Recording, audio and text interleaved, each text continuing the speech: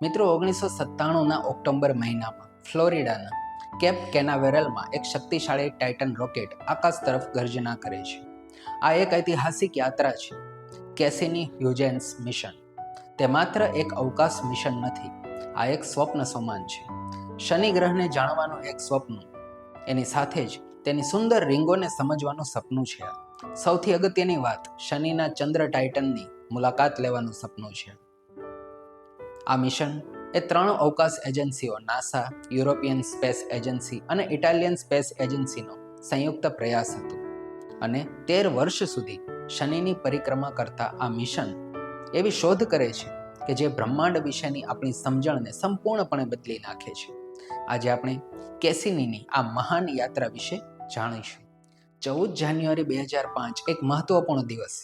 કેસીનીથી અલગ Huygens probe Titan તરફ તેની યાત્રા શરૂ કરે છે અને 2 કલાક અને 27 મિનિટની મુસાફરી પછી ઇતિહાસ રચાય છે. હ્યુજેન્સ બાહ્ય સૌર મંડળમાં કોઈ પણ ચંદ્ર પર પ્રથમ વખત ઉતરાણ કરે છે અને તે જે ચિત્રો અને ડેટા મોકલે છે તે બધું જ બદલી નાખે છે. ટાઇટનને હંમેશા નિર્જીવ, ઠંડી જગ્યા માનવામાં આવે છે, પરંતુ હ્યુજેન્સ જે બતાવે છે તે અવિશ્વસનીય છે. ટાઇટન પર મિથેનનો વરસાદ પડી રહ્યો છે, તેની ઉપર નદીઓ વહે છે. તેમાં માત્ર પાણી જ નથી, પરંતુ પ્રવાહી હાઇડ્રોકાર્બન પણ છે. ત્યાં તળાવો છે, ત્યાં સમુદ્ર છે અને દૂર દૂર સુધી વિશાળ જગ્યા પૃથ્વીની જેમ જ છે, પરંતુ કોઈ જીવન નથી. આ એવી જ પૃથ્વી છે જેમ તે લાખો વર્ષ પહેલા હતી અને ત્યાં જીવન ન હતું. ટાઇટનના વાતાવરણમાં હ્યુજેન્સ જટિલ કાર્બનિક અણુઓને શોધે છે, જેવા કે બેન્ઝીન અને અન્ય હાઇડ્રોકાર્બન. આ તે જ અણુઓ છે જે જીવનની શરૂઆત માટે જરૂરી હોય છે. અને સૌથી અગત્યનું, હ્યુજેન્સ પુરાવા શોધે છે કે ટાઇટનની અંદર એક વિશાળ મહાસાગર હોય. આ વાતની પુષ્ટિ 2008માં થઈ હતી. પરંતુ કેસીનીની સૌથી મોટી શોધ તે એન્સેલેડસ છે, જે શનિનો એક નાનો ચંદ્ર હતો, જે બરફના ગોળા જેવો લાગતો હતો. પરંતુ 2005માં કેસીનીએ એક આશ્ચર્યજનક શોધ કરી, જેમાં એન્સેલેડ્સના દક્ષિણ ધ્રુવની નજીક વિશાળ વિમાનોની સાથે અવકાશમાં પાણી અને બરફના કણો 3 લાખ કિલોમીટર પ્રતિ સેકન્ડની ઝડપે ઉડતા જોઈ. કેસીનીના આ સાધનોએ આ ગીઝરનું વિશ્લેષણ કર્યું હતું અને તે માત્ર પાણી નથી, તેમાં કાર્બન ડાયોક્સાઇડ, મિથેન અને સૌથી અગત્યનું જટિલ કાર્બનિક પદાર્થો છે. તેમજ આ એક જૈવિક અણુઓ પણ હોઈ શકે છે. 2014 સુધીમાં કેસીનીના ડેટા વિશ્લેષણથી વૈજ્ઞાનિકોએ 101 વિવિધ ગીઝરની શોધ કરી હતી. અને સૌથી રસપ્રદ હકીકત તો એ છે કે આ ગીઝર એ સીધા એન્સેલેડ્સની અંદરના વિશાળ સમુદ્ર સાથે જોડાયેલા હતા. તેનો અર્થ એ છે કે બરફની નીચે પાણીની સંભાવનાઓ જણાય છે, અને જો પ્રવાહી છે અને કાર્બનિક પદાર્થો છે તો જીવનની સંભાવના પણ છે. એન્સેલેડ્સ હવે પૃથ્વીની બહાર જીવન શોધવા માટેનું સૌથી અગ્રણી સ્થળ બની ગયું છે. શનિની વીંટીની વાત કરીએ તો પૃથ્વી પરથી જોતા તે ખૂબ જ સુંદર લાગે છે, પરંતુ કેસીનીના ડેટા દર્શાવે છે કે તેઓ અત્યંત ગતિશીલ અને જટિલ છે.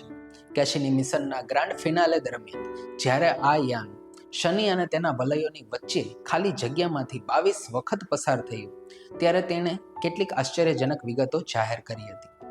કેસીનીએ શોધી કાઢ્યું કે શનિના વલયો ઘણા યુવાન છે. તે માત્ર 10 થી લઈને 100 મિલિયન વર્ષો જૂના હોઈ શકે છે. બીજું, રિંગ્સમાં પ્રોપેલર્સ તરીકે ઓળખાતી આકર્ષક રચનાઓ છે. આ પ્રોપેલર્સ વાસ્તવમાં વલયોની અંદર છુપાયેલા નાના પદાર્થો અથવા મૂનલેટ્સ હોઈ શકે છે.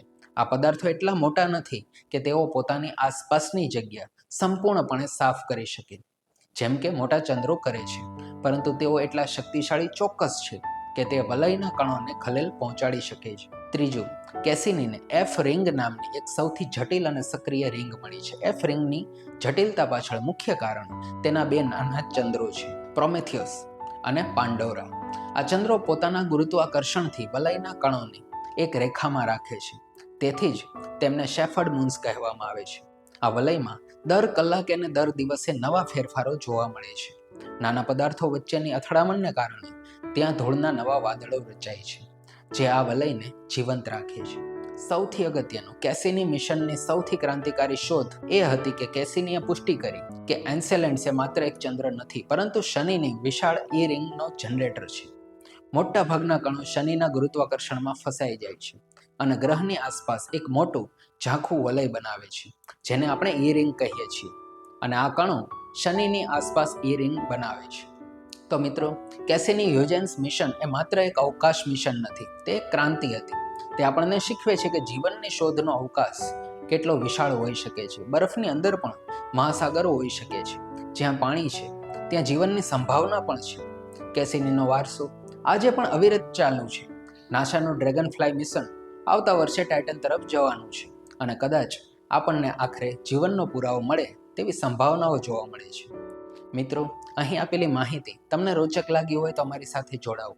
અમે દૈનિક તમારા માટે આવા વિડીયો લાવીએ છીએ. એના માટે અમારી ચેનલને તમે સબસ્ક્રાઇબ કરો અને બેલ આઇકન દબાવવાનું ના ભૂલશો. આભાર.